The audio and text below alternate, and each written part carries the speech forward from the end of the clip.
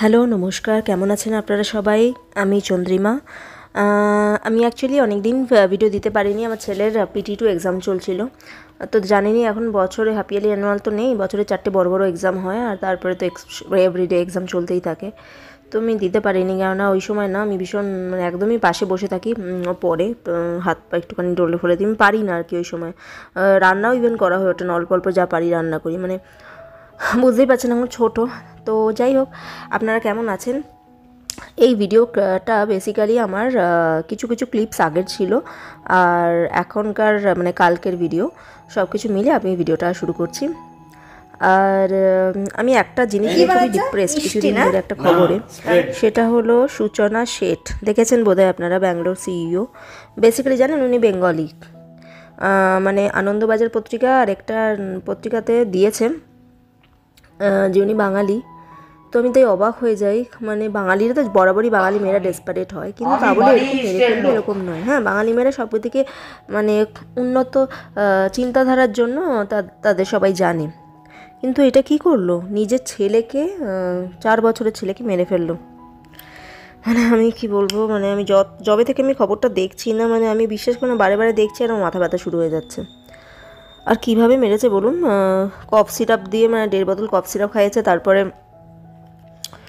Pillow ধরে মানে বালিশ ধরেছে, আর বাচ্চাটার মানে ক্ষমতাই ছিল না কিছু করার, মানে কোনো স্ট্রাগলের কিছু ওর মধ্যে পাওয়া যায়নি পোস্টমর্টম রিপোর্টে যে স্ট্রাগল করেছে এরকম কিছু। মানে মানে অজ্ঞান হয়ে গেছিলো বেসিক্যালি। ওই অতটা দিলে ওটার মধ্যে বেসিক্যালি ঘুমের ওষুধ থাকে না কফ সিরাপে। মানে কীরকম প্রি প্ল্যান শান্ত, দেখুন আমি এখনই খবরগুলো দেখছিলাম, এখনও দেখাচ্ছে যে মানে জেলে মানে বই চেয়েছে যে আমি বই পড়বো, মানে কোনো রকমের তার মধ্যে একটু কান্না নেই, ফিলিংস নেই, কিচ্ছু নেই। তার একটা নোটেও পাওয়া গেছে যে হাজব্যান্ডকে বলে, মানে একটা নোটে লিখেছে, যদি তোমার কাছে বাচ্চা না, মানে আমার কাছে যদি বাচ্চা না থাকতে পারে তো তোমার কাছে কী জন্য থাকবে, মানে এরকম টাইপের। দেখুন, ফ্যামিলিতে তো সবার অনেকেরই প্রবলেম থাকে, অনেকে হাজব্যান্ডের সঙ্গে থাকেও না। আমি অনেক বন্ধুবান্ধব আছে, আমি দেখেছি, তা বলে তারা বাচ্চাকে আঁকড়ে ধরে সারা জীবন বাঁচে। আর সেখানে যে মানে নিজের মানে এত লক্ষ্য, নিজের মানে কি বলবো, নিজের মোটিভ ফুলফিল করার জন্য সে বাচ্চাটাকে সরিয়ে দিল দুনিয়া থেকে। আর কি মিষ্টি, কি সুন্দর দেখুন বাচ্চাটা, দেখে মানে কি মায়া লাগছে। বলে না, মাই হলো মানে এখানে সেভারি কিলার আর কি, যে সেভ করে আমরা যারা আঁচলে পড়ে থাকি। আমি না এই জন্য আগে থেকে অনেক অনেক ইয়েতে দেখবেন অনেকে বলে যে মা হলেই জন্ম দিলেই মা হওয়া যায় না, একদম এক্স্যাক্টলি সেম কথা। শুধু মা জন্ম দিলে যদি মা হয়ে যেত, তাহলে এই যে পথে অনেক শিশুকে জন্ম দিয়ে ফেলে দিয়ে যাচ্ছে মারা, ছেড়ে দিয়ে এখানে চলে যাচ্ছে, ওপর থেকে ফেলে দিচ্ছে নিচে ছুঁড়ে। হ্যাঁ, তা তারা কি মা? তাদের পেটে ডেফিনেটলি জন্ম দিয়েছে ভগবান, কিন্তু তারা কি মা? যে মা শুধু জন্ম দেয় না, সারা জীবন তার দুঃখে সুখে পাশে থাকে, সেই তো মা। আমার এইটা দেখে আমার নিজের মায়ের কথা মনে পড়ে। আমার মা এখনও, জানেন, আমি তো কত বয়স হয়ে গেছে বলুন, 40 বছর বয়স, এখনও গেলে হাতে হাতে জল দেবে। আমি বলি তুমি দিও না, এত শরীরে ব্যথা আমার মায়ের, জানেন, সারা গায়ে হাতে পায়ে ব্যথা, বাতের প্রবলেম আছে। মানে কি বলবো, আমি বলে বোঝাতে পারবো না। আমি তাই ওই মাকে আর এই মাকে পাশাপাশি রেখে দেখি যে আমার মা তখনকার দিনে বিয়ে পাস, মানে আমাদের জন্য সব কিছু ছেড়ে দিয়েছিল। নিজের মানে মা কোনোদিনও ভালো খাবারটা পর্যন্ত, জানেন, বাবা তো গভর্নমেন্ট জব করতো, তো তখনকার দিনে তো স্যালারি অত কম ছিল, ইনকাম ট্যাক্সে বাবা চাকরি করতো। তো মা ভালো ভালো খাবারগুলো আমাদের জন্য রেখে দিত, নিজে খারাপ খাবারটা খেত। সারা জীবন মাকে এরমভাবেই দেখেছি, এখনও গেলে দিদিকে হাতে হাতে খাবার দেয়, আমরা বারণ করলেও শোনে না। আর আমরা অতটা বলিও না, কারণ মা ওর মধ্যে আনন্দ খুঁজে পায়। হ্যাঁ, সবাইকে নিয়ে থাকতে ভালোবাসে, সবাই একটু গিফট দিতে পছন্দ করে। এই তো এই আমার জন্য একটা বালা করেছে আবার, হ্যাঁ, দিদির জন্যও করেছে। তো আমরা অত বলি না, কিন্তু মাকে বলি যে তুমি তোমার যেটা ভালো লাগে তুমি সেটা করো। তাই ভাবি সব মারা কিন্তু এক নয়, জানেন, এরম মা বোধহয় 1% কি 2% আছে। মানে এটা মাদের নামে কলঙ্ক বলুন। মানে কী জন্য জন্ম দিয়েছিল বাচ্চার? ইভেন এখন আমি কোনো কোনো বাবাকেও দেখি, শুধু মা নয়, এটা মাদের খবর যেহেতু হয়েছে, সেটা বাবার অনেক তো দেখছেন ওয়েস্ট বেঙ্গল এরকম খবর পাওয়া যায় যে বাচ্চা তার রিকোয়ারমেন্ট ফুলফিল করছে না বলে ব্যাট দিয়ে পিটিয়ে মেরে ফেলেছে বাবা, নাকি মানে কথা শুনছে না। মানে বাচ্চা কি, মানে আপনার ফুলফিল করার একটা যন্ত্র, মানে আপনার যে এক্সপেকটেশন থাকবে সেটা কি ফুলফিল করার জন্য বাচ্চা বসে আছে? মানে আপনি যদি বলেন লেফটে যাও, বাচ্চা লেফটে যাবে, রাইটে বলে রাইটে যাবে, এরকম হয়? তাহলে তার নিজের পার্সোনালিটি কোথায় তৈরি হচ্ছে?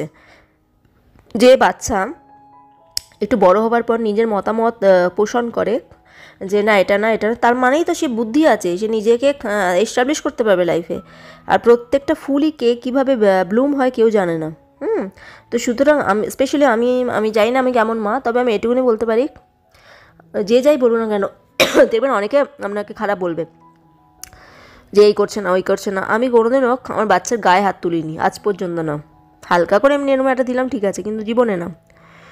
আমি যত ডাক্তার এখানে পিডিয়াট্রিশিয়ান দেখিয়েছি সবাই বলেছে হাত হাত উঠানে কা তো দূর, মানে সোচোই মাত, মানে এত খারাপ গায়ে হাত তোলা। তা বলে কি আগেকার দিনে মানুষরা বড় হয়নি?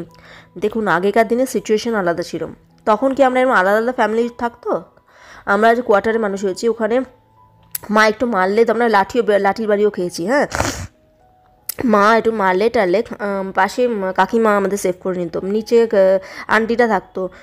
যত পুরো পাড়ার মধ্যে বুঝতেই পারছেন কোয়ার্টার মানে কীরকম, মানে আমরা খেলতে চলে যেতাম। সুতরাং আমাদের এত বাইরের মানে ইন্টারাকশান ছিল যে আমরা সেই জিনিসটা ভুলে যেতাম, যার জন্য আমাদের অত এফেক্ট করেনি। কিন্তু এখনকার ছেলেমেয়েরা কোথায়, সারাদিন পড়েই যাচ্ছে, বাইরে অতটা তাদের ইন্টারাকশান কম আছে।